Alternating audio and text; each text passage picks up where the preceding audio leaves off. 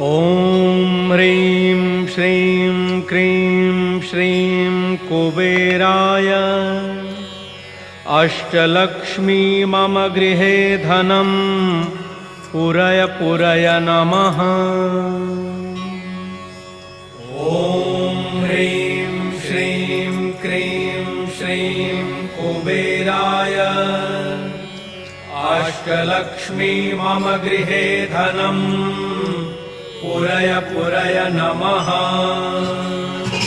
ॐ ह्रीं श्रीं क्रीं श्रीं कुबेराय अष्टलक्ष्मी मम गृहे धनं पुरय पुरय नमः।